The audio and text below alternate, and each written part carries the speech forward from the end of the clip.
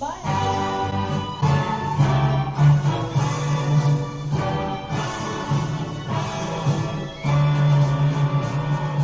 God bless America, land that I love. Stand beside her and guide her through the night with the light from above. From the mountains to the prairies to the ocean, what with love. God bless America, my home sweet home. God bless America, my home sweet home. Good morning, Euchee Creek. This is Mrs. Jurgen with a few words of wisdom. Ralph Ellison was an African American novelist.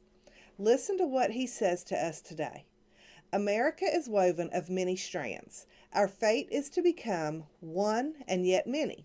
In other words, America is made up of many different kinds of people, like the many colored strands of thread in a plaid shirt or a beautiful piece of floral fabric. And even though we are all so different, our goal is to be one great nation. We are one and yet so many here at school too. We have one student body, yet we have many different kinds of students. Today, look around you and notice all the different types of people woven into the fabric of our school. Focus on what we have in common as Americans while honoring what's different. It's a beautiful thing. With something to think about, this is Mrs. Jurgen. Make it a great day or not. The choice is yours.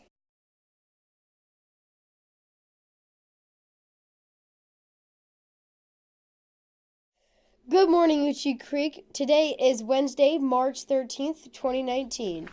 I am Dominic Titus. And I am Chance Smith. Here are some dates to remember. Think pink today. We're wearing pink to let Miss Barry's mom know we are thinking of her as she goes under surgery. And then Friday, you should wear green for the train station celebration and for St. Patrick's Day. The first day of spring is March 20th. With all of the pollen, it already feels like it's here. Mark your calendars for March 21st at 5 p.m. for the math night at Kroger in Martinez, 4115 Columbia Road. Join us for a fun-filled evening in which students use their math and critical thinking skills to solve real-world math tasks in a grocery store setting. March 28th is Chick-fil-A Spirit Night. In Grovetown, be sure to tell them you're from Euchee Creek so our school gets the credit. This week is National Wildlife Week. Do you know what animal this is?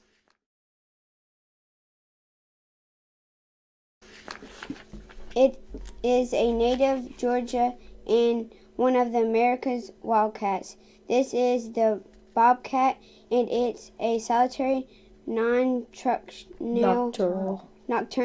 predator.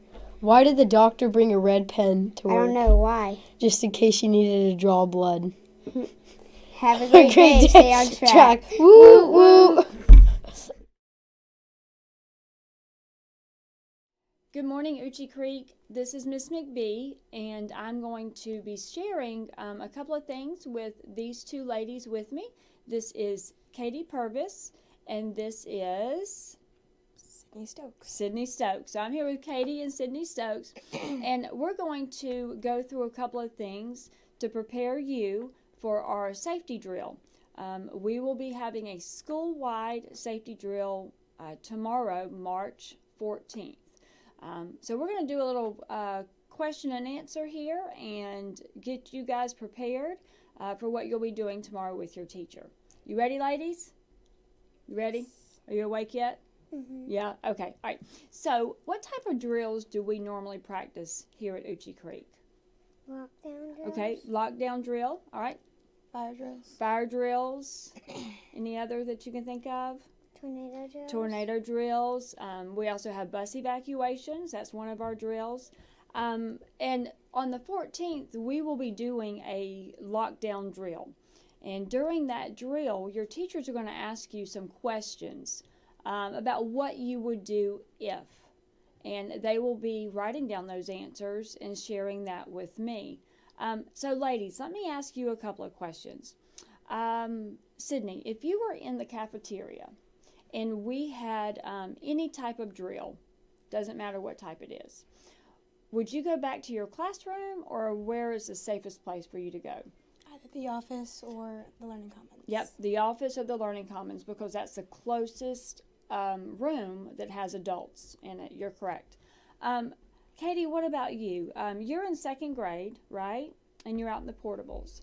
So maybe you're inside and you're in the restroom and there's a drill that goes off. What would you do leaving the restroom? Where would you go? The nearest classroom. The nearest classroom. You are correct. The nearest classroom, because that's the safest for you to be in. Because when we practice our drills, we're normally in our classrooms. But we're going to be practicing our drills with our students being in various places of the building, because not every drill is perfect the way we practice them. So a couple of other questions, ladies.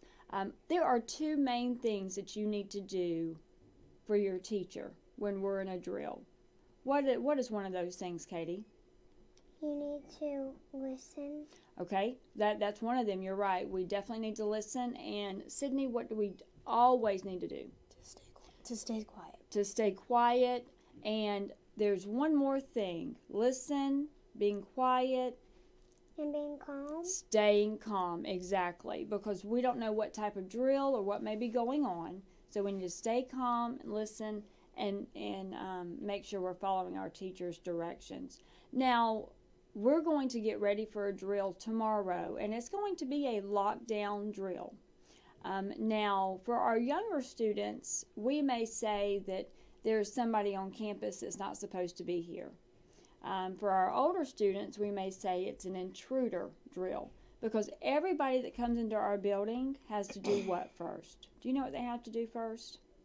Do you know what they have to do first? Usually they sign in. They have to sign in at the office, that's right. So as staff, we always look to see if they have a blue badge on, that they're a visitor. And if they don't, we just say, hey, can I help you? And make sure they know they need to sign in. But sadly, there are times that people come into buildings, not just schools, that are not supposed to be here. So we need to practice our lockdown drill for people that shouldn't be in our building, or for what we would maybe call for our older students an intruder. Now, y'all have practiced lockdown in the past, right? Okay, what did you do in your classroom? We went into, You're fine. okay. We closed the door, Mhm. make sure it was locked, Mm-hmm. and close the blind. Okay. Okay. Did y'all move any furniture up against the door? Did your teacher do that? Yes. Okay, great. And what about your teacher? Did she move anything up against the door? Mm-hmm. Okay, so that's called barricading, because we want to cover that door so nobody can try to come in, correct? And we have Officer Olson who's here, who helps us out with those things.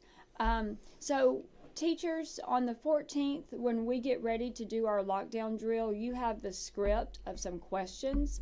And you also you have the same script that I've been looking at with these ladies this morning. The number one thing for our students is to stay calm, to listen, because you're going to be listening for directions from our intercom as well as from your teacher. We're here to keep you safe. We don't want anybody to be scared. So that's why we practice these, because we want you to be very safe. Ladies, do you have any questions for me about drills or anything like that? No? Do these drills make you nervous or make you worried? No. No? Why do you think it's important that we have these drills? So that we can practice. Okay, so that we can practice. Exactly. Sydney, why do you think? So that we know that we are safe in Mm-hmm. the environment. We know that we're safe in the environment, and we know what to do when we're in different locations, right? Now, teachers, with our 3rd, 4th, and 5th graders, we're going to be doing some other drills where we have them in different parts of the building because we're not always in our classroom when we do drills. And so that information will be coming to you very soon. And then on the 14th, we will have our lockdown drill that will be announced to take place around 10 o'clock on Thursday the 14th. So, ladies, thank y'all for joining me this morning. I know it's early.